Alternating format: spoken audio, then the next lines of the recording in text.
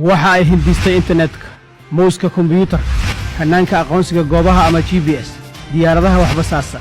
habka gantaalaha caaqilka ah maantana waxa ay hindisaysaa diyaarada aan duuliye lahayn oo xajmi ahaan la eg duqsiga kuwaas oo loogu talagalay inay waxbasaasaan waxa ay isku dayaysaa inay aadanaha ku samayso horumarin si uu u noqdo grandizer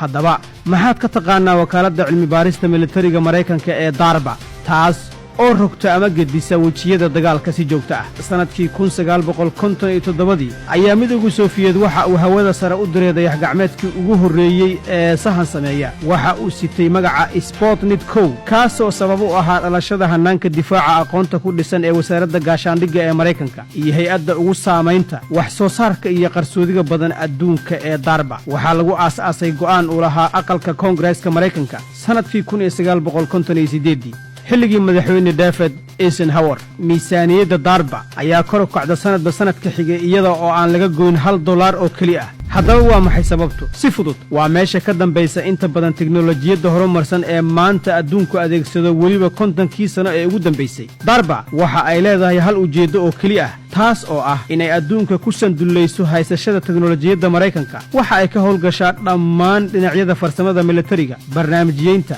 fanka iyo suugaanta marna kama labayso askaraynta dadka leh garaadka iyo aqliyada ugu wanaagsan xitaa haddii ay yihiin curiyaasha riwaayadaha mala-awaalka faneed ah lixdameeyadii darba waxa ay xoogga saartay dhinacyada difaaca ee ka hortagga gantaalaha waxa ay hindistay qalabka meelaha fog ka arka gantaalaha waxa ayna horumarisay raadaarka iyo qalabka la socoshada iyo kormeerka oo hadda ay adeegsadaan garoomada ama gegooyinka diyaaradaha iyo ciidamada adduunku sidaas oo kale waxa ay kaalin ka qaadatay farsamayntii Tyros oo ahaa dayax-gacmeedkii ugu horreeyay ee taariikhda sameeyay odoroska cimilada toddobaatameeyadii darba waxa ay u qalab qaadatay tiknoolajiyadda xogta iyo shabakadaha ku shaqeeya danabka sidaas awgeed waxa ay bilowday mashruucii ARPANET sanadkii 1969kii ujeedku waxa uu ahaa isku xirka jaamacadaha iyo hay'adaha cilmi baarista tallaabadaasina waxa ay ahayd unugii dhab ahaan sababayso ofbixidda internetka dabayaaqadii toddobaatameeyadii darba waxa ay u jihaysatay horumarinta tiknoolajiyadda difaaca cirka beriga iyo badda taasna waxa ka dhashay hubka difaaca gantaalaha iyo hubka difaaca gujisyada iyo diyaaradaha casriga ah kadibna waxa ay horumarisay qalabka kombiyuutarka oo ku xiran internetka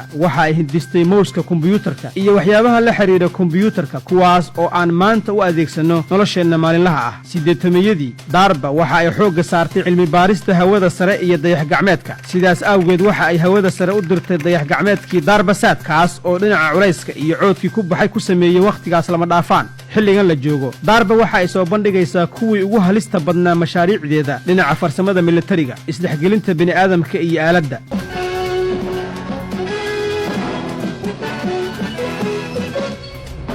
aragtida grandizer ama ninka birta ah ama Superman ma aanay ahayn oo kali ah sheeko darba waxay ka shaqaynaysaa farsamaynta nin dhab ahaan mucjiso ah arrintu waxa ay soo bilaabatay sanadkii 1960kii kadib qorshe ujeedkiisu ahaa hagaajinta howlgalka askariga Maraykanka ah iyo in laga dhigo mid aad ugu baraarugsan isla markaana xamili kara goobta dagaalka kadibna cilmi baaristii laga sameeyay arrinkaas ayaa u sii hormartay ujeeddo kale oo ah farsamaynta dagaalamayaasha super iyada oo taas loo marayo in aaladda lagu laro ama la dhex geliyo dadka sanadkii 2018 Pentagonku waxa uu u dejiyay ciidanka Maraykanka caqiido cusub taas oo ujeedkeedu yahay in laga guuro habka kooxaha qorimaha iyo qaybaha militariga ee aadka u culus loona guuro horumarinta askar mucjiso ah oo ku dhex jirta kooxo yaryar oo kala fog sidaas awgeed darba waxa ay isku dayaysaa farsamaynta insaan dhammaantiis aalad ah kaas oo buuxinaya booskii askariga xilliga dagaalka sidii horeyba ay u samaysay iyada oo la adeegsanayo diyaaradaha aan duuliyaha lahayn ninkan cusub ee aaladda ah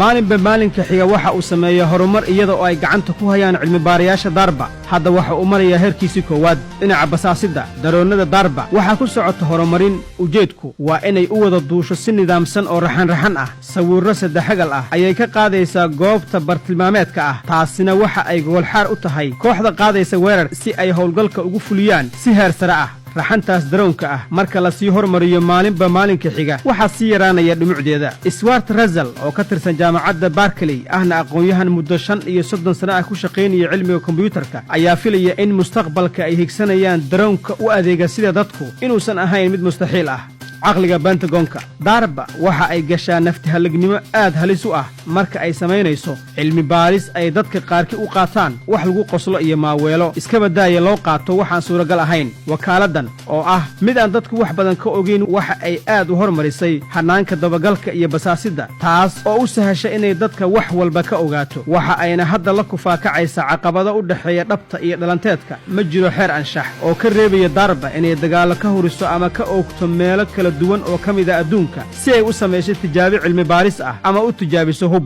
balse waxa la yaabka leh ayaa ah in darba aanay iyadu fulin hawshaas wakaaladani ma dhaafsiisana oo keli ah inay ka shaqayso isku xirka qof xeelad iyo dhagar sare uga shaqeeya shaybaaradeeda cilmi baarista iyo gantaalka iswada ee garaacaya suuriya afghanistaan ciraaq ama yemen waa iskaashi adag oo u dhaxeeya hibada dadka iyo sida uu militarigu u adeegsado hibadaas sidaas awgeed darba waxaa loogu yeeraa caqliga Pentagonka hindisayaashii ugu caansanaa uguna halista badnaa ee darba baabuurta iswada robodyada internetka hanaanka aqoonsiga goobaha ama GPS hanaanka basaaska diyaaradaha laayaanka kuwa aan duuliyaha lahayn hanaanka gantaalaha caqliga iyo bartilmaameedka leh markabka dejiya gujisyada iyo qaar kaloo badan darba waxa ay joogtaa meel walba intaas oo dhan waxaa ka halis badan waa isku dayga culinta hub laga soo dheegtay duurjoogta xamaaratada iyo cayayaanka si mustaqbalka loogu fuliyo ama loogu adeegsado howlo sirdoon iyo dilal qorshaysan hubka ugu muhiimsan ee darba ilaa asaaskeedii waa qarsoodi dhammaystiran marnaba waxba shaaca kama qaado ka hor horumarintiisa muddo dheer sidaas awgeed yaanay kedis kugu noqon marka aad ogaato in badan oo ka mida wax soo saarkeeda iyo guulaheeda oo maanta loo oggolaaday in dadweynuhu adeegsado in la hindisay 10 sano ka hor tusaale ahaan diyaaradaha aan duuliyaha lahayn markii ugu horraysay waxaa la tijaabiyey xilligii uu socday dagaalka Afghanistan sanadkii 2001 sidaas oo kale hanaanka aqoonsiga goobaha ama GPS-ku waxa uu tijaabo ku jiray xilligii uu socday dagaalkii Khaliijka sanadkii 1991 ma jiro qof yaqaan waxa ay yihiin curisyada iyo hal abuurka darba ee hadda militariga Mareykanku ku tijaabinayo Ciraaq iyo Suuriya sirta darba hal abuurka hoggaanka u daa waxaa la dhihi karaa darba waa meesha ugu hal abuurka badan caalamka oo dhan miisaaniyadeeda sanadluhu waxa ay gaaraysaa $3 bilyan